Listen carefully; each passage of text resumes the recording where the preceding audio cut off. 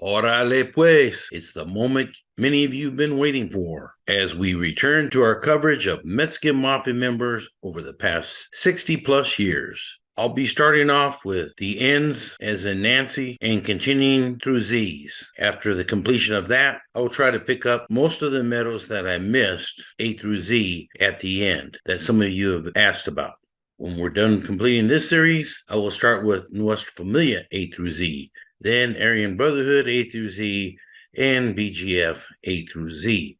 That should take me quite a while, so I appreciate your patience as I work hard on getting the pictures that I have on file of all these guys and a little background info on each of them. As you've seen previously, I may elaborate more on some than others. And like I said, we'll probably have to do some special episodes on certain individuals, con la palabra pesada, with the heavy word, individuals who were considered major shot callers over the years. Before I begin, a couple of corrections and clarifications under the M last names. I mentioned that Jenny Garcia was the common law wife of Puppet Martinez, but she did not take on his last name, just for the record. Her name remained Jenny Garcia. Also, I was going off memory for Beaver Minjares, and my memory is not as good as it used to be. He actually was from Eastside Clover, not the Avenues.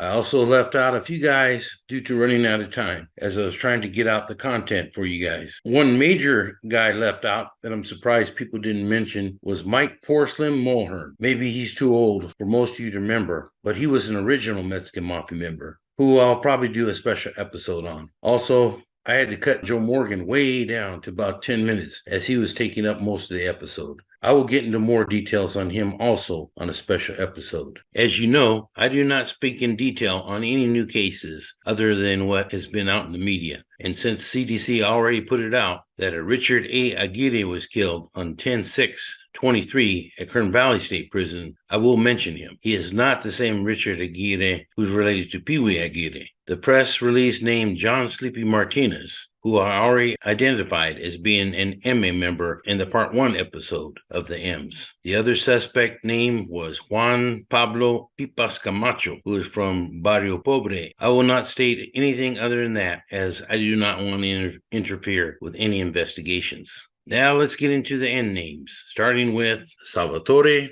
Cricnania, who entered CDC around 1997. He was housed at Corcoran from 2016 to 2021, and for the last couple of years has been housed at Centinela State Prison. I'll make a brief mention here of Glenn Tigre Navarro, who I'll talk about a little bit more under Peter San Ojeda, since he was part of his car. I understand he was not MA, only a camarada, but he was involved in that war between San and Mando, which, like I said, I'll expand on later in this episode. There was an Adrian Nieto out of Monterey Park. He had a BOP number of 011787748 and was born in 1976. I understand that he was caught up on the third RICO case and was a tax collector. However, I do not show that he has been in custody for quite a while. There was an Angel Nino. I think he was out of Eastside Clover, but I'm not 100% sure.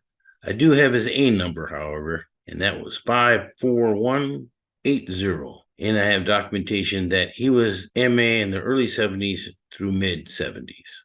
Then there was Pedro Bogus Pete Nunez out of San Pedro. My mentor, Robert Mocha Morel, told me quite a bit about this guy. In fact, I got these pictures here from him. Bogus Pete had an A number, 72329, and was an MA member by at least the mid-60s. He was housed at San Quentin in 1968 and is said to be one of the individuals who hit Philip Rebel Neri, which was one of the actions by La M that kicked off the shoe war in September of that year. Pete Nunez hung around Poche Amado and Grumpy Garcia, as seen here, and was known to be a big drug dealer. I understand that he paroled in the mid-1970s and is now deceased. There was Armando Perico Ochoa from Primera Flats, who was born in 1949. Perico was very active at San Quentin, as seen here in this picture, with other carnales.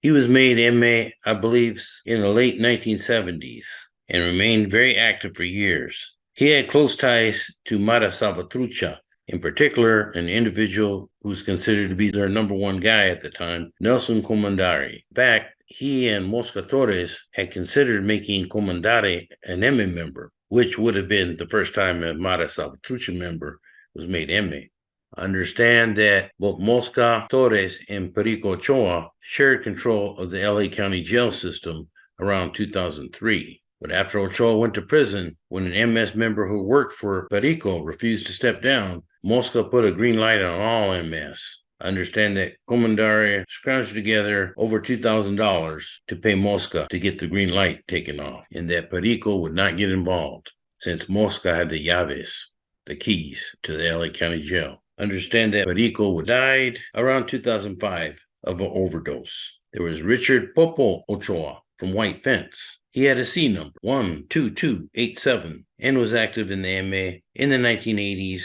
through at least 2004. There was Steve Nemo Ochoa from San Diego. I understand that he was part of the Bat Marquez car in the 1990s.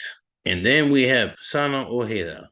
Peter Sana Ojeda was born on April 12, 1943. While he is largely associated with the F Troop gang in Orange County, I am told that he was first affiliated with a gang called Artesia Street, located in Orange County.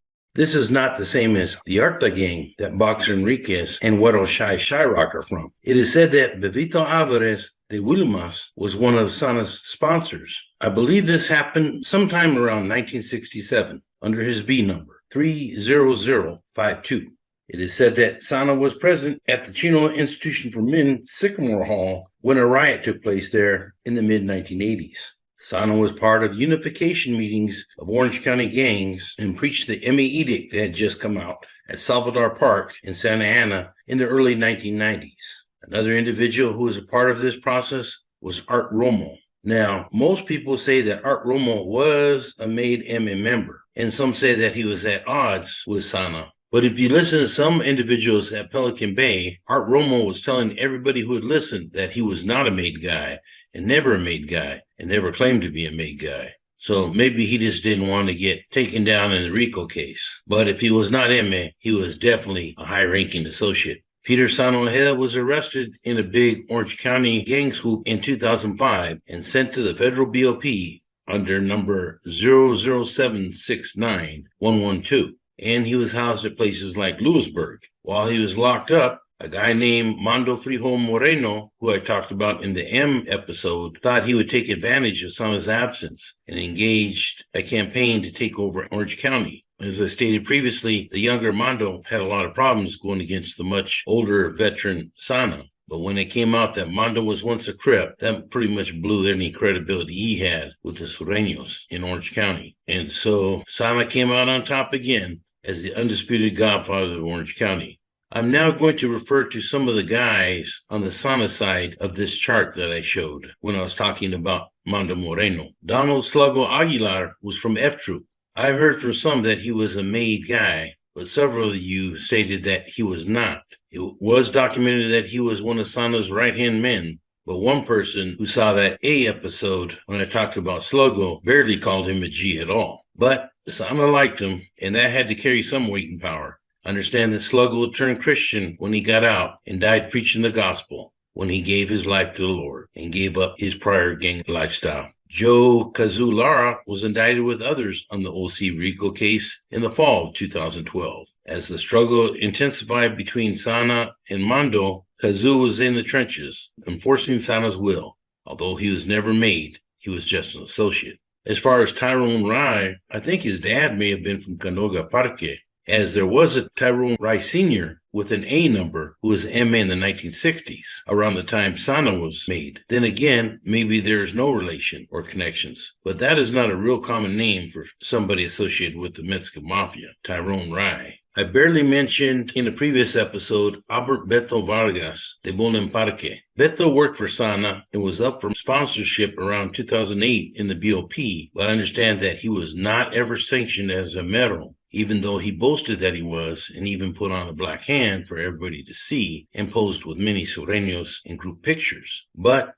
He was dedicated to Sana and even put out a hit on Mondo in 2011, which had Locos Sureños running and gunning for Mondo Moreno. But Champ Reynoso, who I'll cover later under the R's, told Beto that he was not made and to quit saying that he was. But it appears that Sana kept that all under wraps in order that Beto could do his bidding while Beto was out and Sana was locked up. Beto was arrested in that 2012 case. This is all kind of strange because Sana and Champ go way back to the 1960s and 70s, as seen in this picture. It gets a lot crazier, though. Like I said, I'll get into that later under the V's when I get to Beto Vargas. Len Tigre Navarro wasn't made, but he's associated with Sana and running around the sluggo. Another one that probably should be mentioned is Ismael Bogart Esquivel. He definitely was a ranking Orange County shot caller, but I understand later fell out of favor. Another one that was a mover and shaker in Orange County was Slick Rick Chavez. Rick Chavez was from F Troop. I had him at New Folsom. He was a pimp, a player, and a drug dealer who often hung around Jaime Duran from Del High on Sea Yard. Understand that Jaime later on went peseta. Slick Rick ended up ODing under suspicious circumstances. Another individual that probably should be mentioned here is Cesar Escobar, who's from San Pedro, but he also used to hang out a lot in La Habra, which was an area that Sama Ojeda was also hanging out in. And it sounds to me like Sama didn't really appreciate Cesar, who's from San Pedro in L.A. County, running around in West Side La Habra, which is in Orange County. Understand this was occurring in the early 1990s, about the same time Sama was putting out the Emmy Edict and trying to rally all the Orange County gangs to stop warring against each other and basically work for him. Of course, I already mentioned Raymond Champ Mendez, who's from F Troop. But there was another guy that was heavily involved named Michael James Musclehead Salinas. Another guy that I should probably mention is Ambrose Porty Hill, who, though I mentioned hung out in Westside Anaheim, I believe actually was originally put on White Fence. There was also some drama around the time Sana was consolidating his power with West Myrtle Street. I might have to do a special episode just on some of that Santa Ana and major Orange County Sureño audios at a later date. But I hope this gives you a little bit better idea of Peter Sana Ojeda and some of the battles and alliances that he had. Sana died on June 7th, 2018. He was hated by some, loved by many, but respected by all.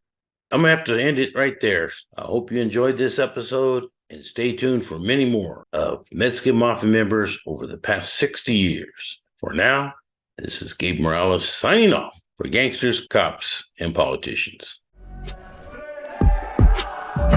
When you're I